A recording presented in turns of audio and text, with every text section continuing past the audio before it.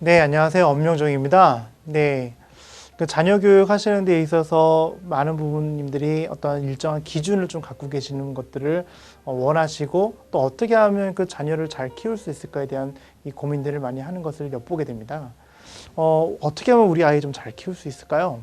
그리고 또 맞벌이하는 또 우리로서는 아이하고 대화 나눌 시간이 별로 많지가 않은데 어떻게 하면 좀 도와줄 수 있을까 고민들 많이 하실 겁니다. 중요한 건요. 함께 있는 시간도 중요하지만 더 중요한 건 함께 있을 때 대화의 질이 훨씬 더 중요합니다. 그렇죠? 아이와 함께 있을 때 아이가 어떤 대화를 주고받는가에 따라서 그 아이는 삶의 질이 달라지게 되어 있죠.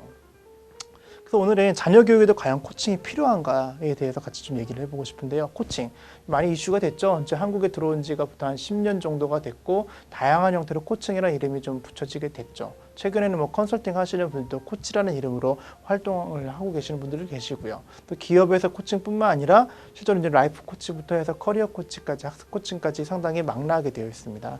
오늘은 그 자녀 교육을 하는 데 있어서 과연 그 코칭을 어떻게 좀 접목시켜 볼 수 있을까 이 부분에 대해서 같이 좀 얘기를 좀 해보고자 합니다. 먼저 코칭. 코칭은 실질적으로 한국에 좀 들어온 지가 또 10년이 좀 넘었어요. 그래서 이 코칭을 보통 뭐라고 할까 하면 저는 이렇게 정의를 내리고 싶습니다. 코치는 아이들로 하여금 생각하게 만들어주는 사람이라는 것입니다. 그럼 생각은 과연 뭘까요? 생각이 뭘까요? 생각이 뭘까요? 네, 생각은 따라하시면 제일 좋습니다. 네, 스스로 질문하고 스스로 답하는 과정이라는 것입니다. 인간은 생각이 많다는 얘기가 뭘까요? 스스로 질문을 해요. 또 스스로 답변하죠. 힘들다 보니까 답답하죠. 왜 그렇죠? 밖으로 표현되지 못하기 때문에 그렇다는 것입니다. 보통 아이들이 사춘기 때와 그 전 때의 아이들의 어떤 뇌 구조를 좀 살펴볼 필요가 있습니다.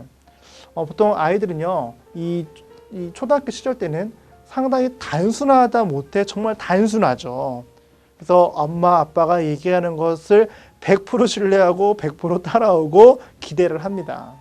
근데 이 아이가 사춘기가 되기 시작하게 하면서 아이들은 이 생각이 점점 많아지게 되면서 아이들 성격에 따라서 그 표현들을 안으로 삭히는 아이가 있고 밖으로 표현하는 아이들이 있죠. 근데 분명한 건 그런 일련의 과정들은 아이를 성장시킨다는 것이죠.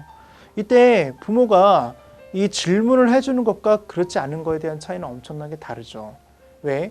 보통 이 사춘기 때는 쉽게 말해서 이 표현을 한다면 실타래처럼 얽혀있는 뇌구조를 갖고 있어요. 그 때문에 그 실타래를 제대로 정리돼서 펴줄 수 있는 것이 바로 질문의 역할이에요. 그래서 생각이 많으면 많을수록 생각이 정리되어 때 아이가 자기 자신에 대한 효능감뿐만 아니라 어떤 생산성뿐만 아니라 인생을 바라보는 어떤 자신감도 갖게 돼 있다는 것입니다. 그래서 아이들과 보통 코칭을 하거나 상담을 할 때 들어주는 것만으로도 50%가 해결된다는 말은 이미 자기가 말을 함으로 인해서 스스로 정리되어지기 때문에 그렇습니다. 그래서 우리가 자녀를 키울 때 이 자녀의 생각하고 있는 부분들이 어떤지 우리는 알 필요도 있지만 더 중요한 것은 그 생각하고 있는 것들을 아이들이 스스로 정리할 수 있도록 도와주는 것이 부모의 역할이 제일 중요하다는 것이죠. 그러면 코칭이 무엇인지 아셔야 되는 겁니다. 그래서 보통 이 코칭을 할 때 되게 중요한 것은 부모의 역할입니다. 보통 아이가 태어날 때, 영아기 때부터 사춘기 되기 전까지는요, 보호자로서의 어떤 패러다임을 가지시는 게 맞습니다. 그게 무슨 얘기일까요?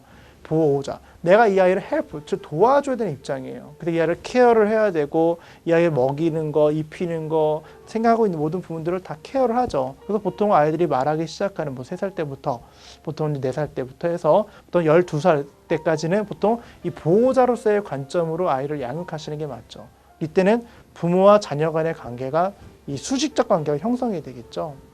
그러다 보니까 아이의 내면에 갖고 있는 부분들을 잘 관찰하고 보살펴 주는 게 부모의 역할이죠. 그런데 아이들이 사춘기가 되기 시작하는 13살, 14살 들어가게 되면요, 보호자로서의 관점은 더 이상 이 역할을 덜 하게 돼 있습니다. 그때 필요한 건 코치의 패러다임을 가지셔야 돼요. 그래서 코치라는 건 서포터예요. 헬프와 다른 서포터, 지지자라는 뜻이죠. 무엇보다 아이들이 선택하고 책임을 질 수 있게끔 도와주는 게 바로 코치로서의 가장 중요한 역할 중에 하나입니다. 보통 많은 부모들이 아이들이 시행착오를 겪어봐 걱정들을 많이 하시죠. 근데요, 인생이라는 것은요, 시행착오를 빨리 겪고 빨리 실패를 맛보면 맛볼수록 그 아이는 교훈을 그만큼 많이 얻게 되는 것입니다. 그것은 눈에 보이지 않는 유산을 아이에게 손에 쥐어주는 것이고요. 인생을 살아가는 지혜를 갖게끔 도와주는 것입니다. 그렇기 때문에 인생에서 가장 나쁜 부모님이 어떤 부모냐? 아이들이 선택할 수 있는 권한을 뺏어가는 부모님입니다. 예를 들면 이런 거죠. 초등학교 때는 아이한테 얘기하죠. 야, 엄마 나 이거 음료수 이거 먹고 싶어. 그때 이렇게 얘기를 합니다.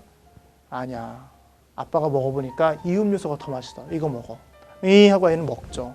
또 얘기하죠. 아빠 나 저 놀이터 저 장난감 갖고 싶어. 근데 아빠가 얘기하죠. 아니야. 아빠가 볼 땐 저거보다 이게 훨씬 좋아.